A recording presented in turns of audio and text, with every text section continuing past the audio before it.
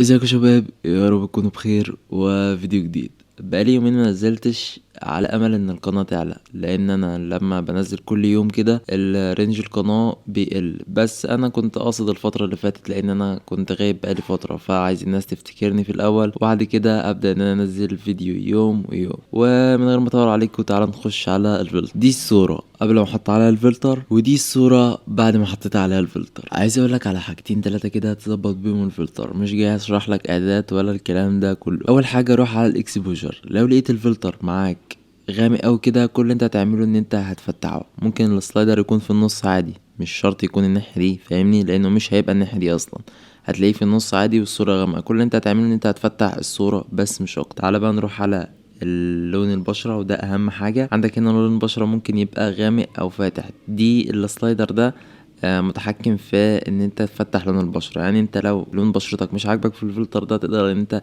تفتحه هو طبعا. والاصفر لو بشرتك فيها اللون الاصفر شوية تقدر ان انت تستخدم اللونين دول في تفتح البشرة. وطبعا لو اللون زايد او كده تقدر ان انت تقلله برضو، ده بتاع الساتوريشن بتاع اللون. الحاجة التالتة والاخيرة وهي الكيرف. تعال نروح على الكيرف كده. عندك هنا شايف النقطة اللي انا حاطط لك عليها خط دي؟ النقطة دي انت شايف حاسس ان في ضباب مثلا، خليها كده عشان اشرح لك اكتر. حاسس ان في ضباب حوالين الصورة، انت افرض صورتك المود بتاعها ما ينفعش الضباب ده. كل اللي انت هتعمله ان انت النقطة دي حاطط نقطة هنا في المكان ده كده، هترفعها بس حاجة بسيطة، هتلاقي الدنيا بتزيد كونتراست معاك، فتوقف عند الحد اللي انت عايزه. انا هرجعها زي ما هي وبس كده. كده يكون الفيديو خلص، وهتلاقي رابط الفلتر تحت في الديسكريبشن. واشوفك فيديو جديد.